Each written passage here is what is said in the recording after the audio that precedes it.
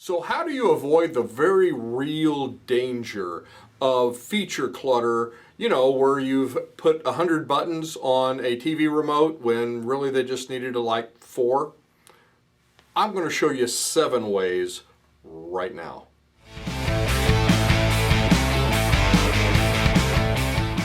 Hey, it's Don Skaggs again with Empowered Inventing TV, where we try to help you help other people take your great innovation, the right opportunity, mixing that with sound wisdom, so you can turn them into real things like products and businesses that actually make real money. Now today, I want to talk to you about 7 different ways that you can avoid the very real danger of feature clutter with your product. Because I've seen this mistake made just way too often when launching a new product. And I've seen one-person micro business independent inventors do this a lot. I've seen teams of engineers with multinational, multi-billion-dollar corporations make the same boneheaded mistake. And by the way, when either one hits the market, they both have the same exact failure rate. So as an inventor or an entrepreneur, you want so much to please your customer. And I think we end up sometimes trying too hard. And what you say, well, Don, what do you mean by that? Well, it's letting a fear creep in. It's that fear of rejection. Oh, maybe they won't like it. Maybe it doesn't have enough features. Maybe it doesn't have that one thing they want. I must add more things.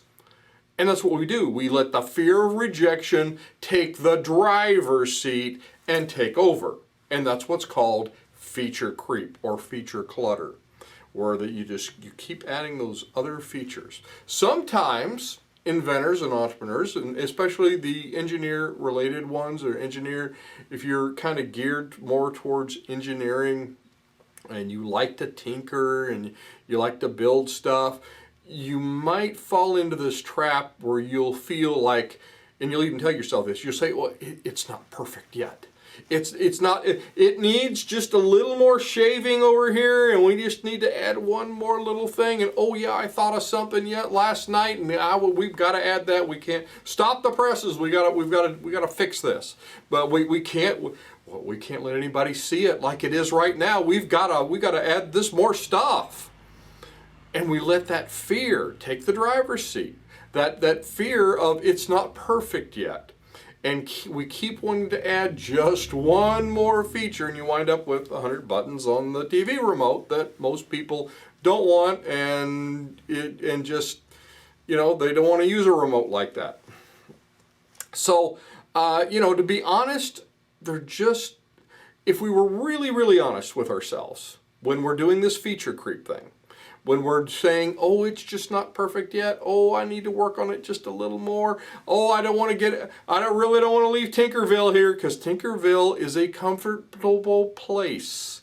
It's your comfort zone. So if we were being honest with ourselves, we're really, truly just not wanting to leave our comfort zone of the build and the design and the making, because we're afraid of this big scary next part of, ooh, you mean I got to talk to customers, potential customers? That's a big scary thing. Oh, I don't know what to do. I don't know how to do any of that, Don. I'll just stay over here and I'll just keep adding features, because this is easy. It's not ready yet. You don't know how many inventors I'll talk where they'll tell me it's not ready yet. Well, that could be the one thing that holds you back in the entire process. So don't get trapped in Tinkerville. I got a whole other video about Tinkerville. It kind of looks like something out of the Twilight Zone. It's pretty cool.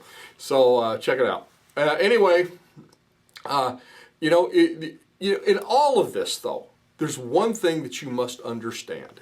And this is a very important principle of this whole thing. And that is that when picking a product to buy, customers have this built-in mechanism to deselect a product if it has too many features. Did you hear that right? They will deselect. They will leave and wander off and go to the other thing if there are too many things. Too many things to choose from. Too many, it's too big, it's too complicated, it's too confusing. They'll deselect it if it has too many features. And this means that they will not become customers. So you have to remember that when you're kind of wanting to do that. Well, I want to add one more thing. Don't do it. There's a real danger for inventors and entrepreneurs who want to continually add features. So when you add too many features that are not primary, it creates that feature clutter that I was talking about, and actually causes that customer to deselect it and move on to something else. If you want them to not buy your product, then just clutter it up with a bunch of features that just, it's like, oh, my brain's short-circuiting, I don't want to make a decision on this. Oh, I'll go over here, this is a nice simple one over here. I'll just do it. Which leads me to this, simple is better. Especially if you're launching something new. This is what they call it, minimum viable product, MVPs, not just for sports players. It actually means the minimum viable, here's the bare bones, let's get it out there and let's see what the market dictates of what they want, what they don't want. Very, very important. So it's a minimal viable product. You've got to do that. Simple is better. Keep it simple. And I won't say the last part of it. Another thing is be crystal clear and meaningful as to what your selling proposition is. So you have to be very, very clear. It does this.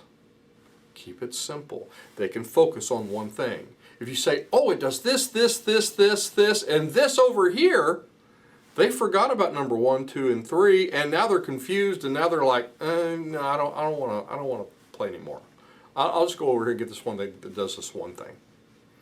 So you know, you have to be crystal clear, and you have to be very meaningful, and it has to resonate with them. It has to do a lot of other things too, if you're going to market correctly. But first and foremost, it has to be clear.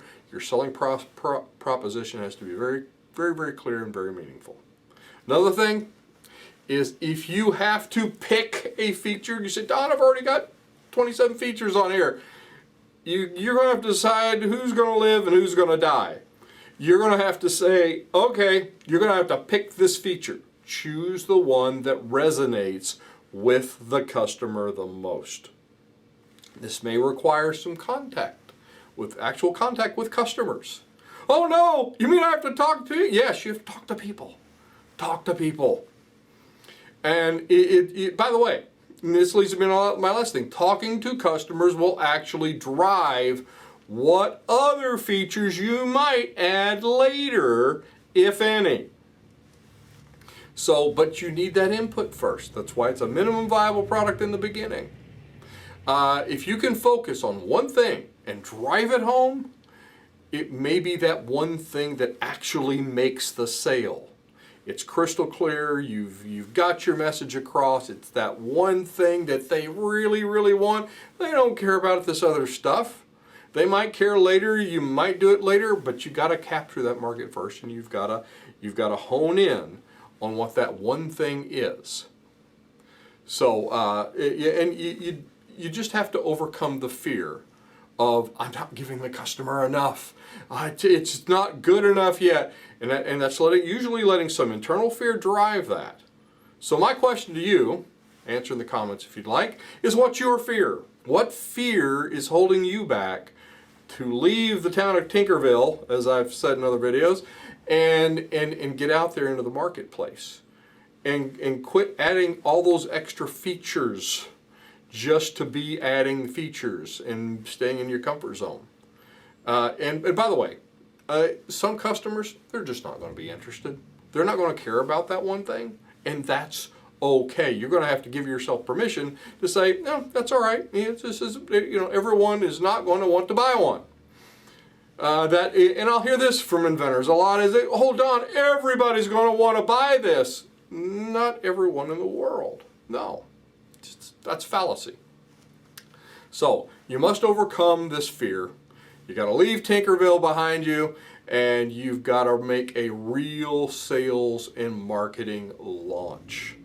And if you're looking for more information and more good information and wisdom on how to do that, check out our course at Empowered Inventing Academy called Sell Like QVC. It's an upcoming course, but will be available soon.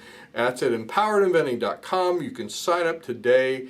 I'm Don Skaggs. This is Empowered Inventing TV. Like, subscribe, and help us to build that tribe that we're building out there with inventors and entrepreneurs all over. I'll look to see you at the next meeting, workshop, maybe one of those online courses, or on the next video.